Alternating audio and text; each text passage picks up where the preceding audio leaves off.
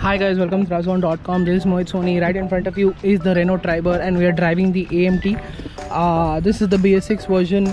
The engine was upgraded to BS6 compliance in April, but unfortunately we couldn't drive it because of obvious reasons. And finally we are out driving this car for a day or two to feel how it's like. And first impressions of the car has been very positive, and let's always begin with the design. It's a very handsome looking car. It's got a great front end here. I love the grille. It's a very captivating grille. It's got a huge Renault logo in between. The lovely wraparound headlamps here look very impressive.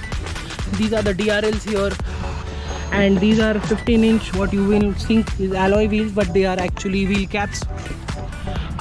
Side profile very impressive. It does look like an MPV, but at the same time it's very proportionate, and it falls under the sub 4 meter mark, so that makes it a design masterpiece, if you like to call. The French have been doing it for decades and centuries.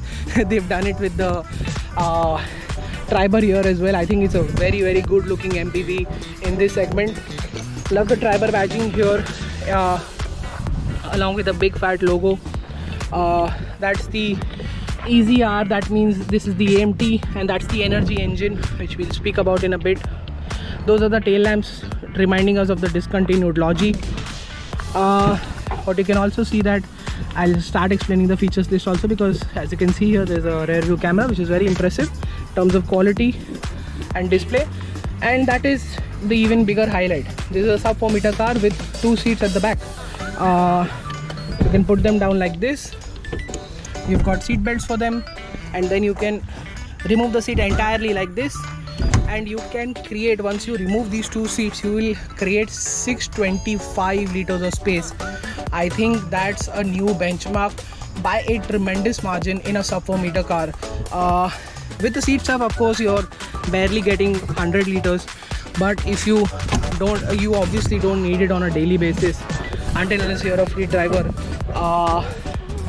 This car makes a lot of sense. That's the reason why it's been doing really well in terms of sales as well right now. It's almost sold 10,000 units before lockdown. I don't know what's the figure right now, but it's a very impressive car. Now let's get at the back where things get even more interesting. That's the seat. You can recline it, or you can take it forward like this. The seat base is quite big.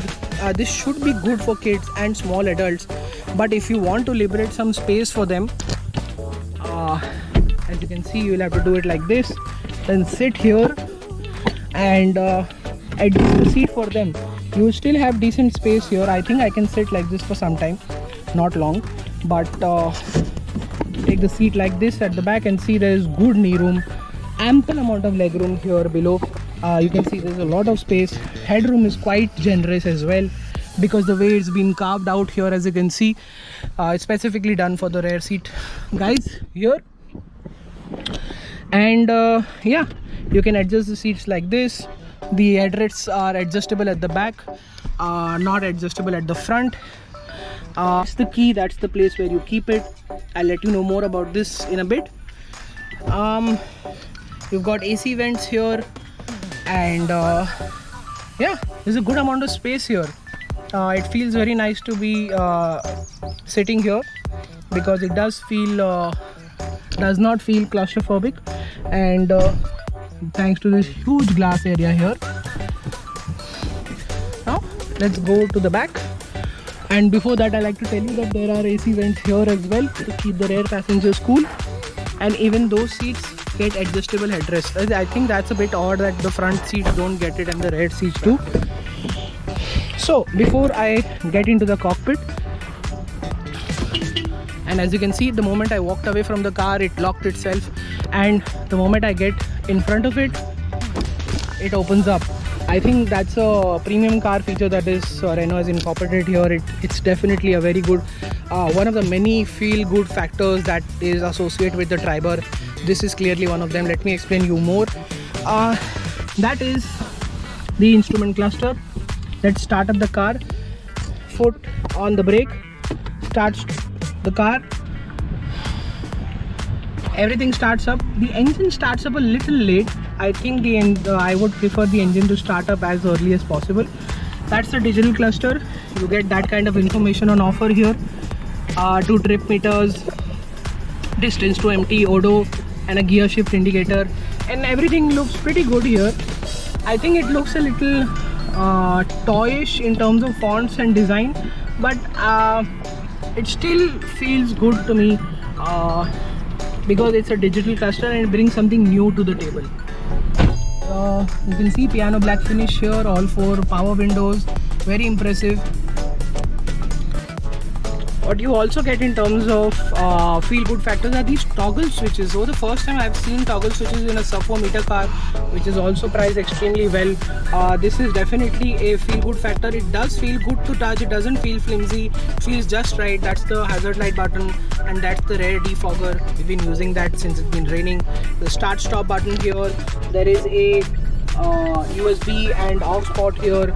You've got 1 glove box, 2 glove box, good amount of space to keep here. That's the speaker over there. And yeah, I feel this truly feels like a family car. It doesn't feel cheap, it's made really well, it does feel solid. The quality is not really that bad. It's much better than any other small car, budget car that I've driven, and I'm talking about Maruti here, because the quality here in their sub 4 meter car over this one feels very impressive. I'm really impressed on how Renault has made such a feel good car. It doesn't feel like a small car. We've tested so many cars over the years. Nothing has felt so good in a car in the sub 4 meter space. This is definitely a big thumbs up from us to Renault on getting the cabin just right in features and in the way how it looks. You don't get steering mounted controls. That's okay, because you get a very large touch screen here in this segment, and it works really well. It's pretty fast. It's got a lot of things to look around and connect. You've got Apple CarPlay, Android Auto, and all the connectivity features here with the car. It looks very good, and it works really well, and it's a great unit to have. Even the sound quality is pretty good for a sub 4 meter car. There's a lot of space to keep here, stuff here, and what I showed you here is the cooling the cooling area, where usually it's here, but they've given it here, so you can stuff a lot of things here. That's the empty lever. And now let's get to the driving part of this car. So what's it like to drive? Well, it's the 1 liter engine making 76 bhp, 71 bhp of power and 96 Newton meters of torque. The 3-cylinder 1 liter naturally aspirated engine. The engine feels lumpy, it feels rough, it's not entirely smooth, but if you keep your throttle sedate all the time, you won't even notice that, because the way the engine and gearbox has been tuned, it's been tuned for drivability. And once you do that, you will not even realize how the engine is like, because the NVH levels are pretty good for a car of this size. The petrol engine, it's a very short power band, it revs quickly, and the limiter hits at around 6000 rpm. I think that's a bit too less for a naturally aspirated motor, but then again, this car has a purpose and it's filling up that really well, so there's no harm in that. Gear shifts, one of the best AMTs in the country, feel pretty smooth.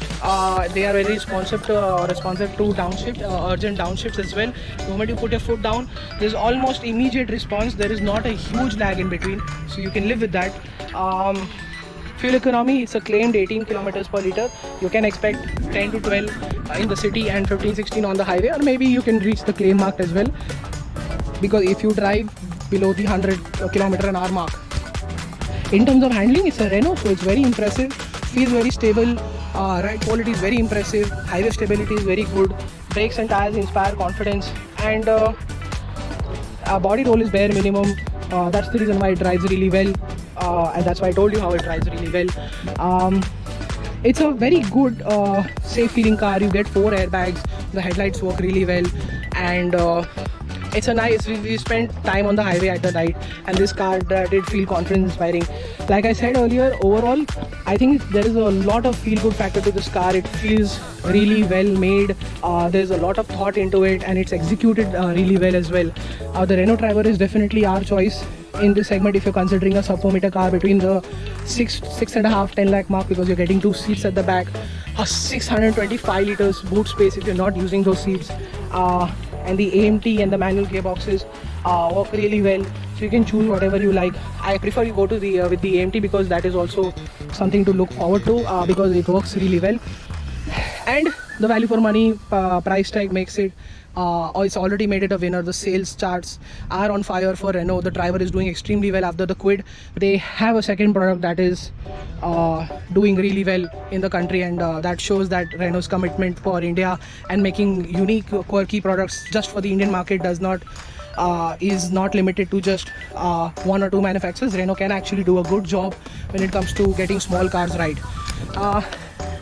So thank you so much for watching this video, guys. Hit that notification bell, subscribe to our channel, like this video, comment if you want to ask anything, and do not forget to subscribe to our channel. Thank you so much for watching, and goodbye.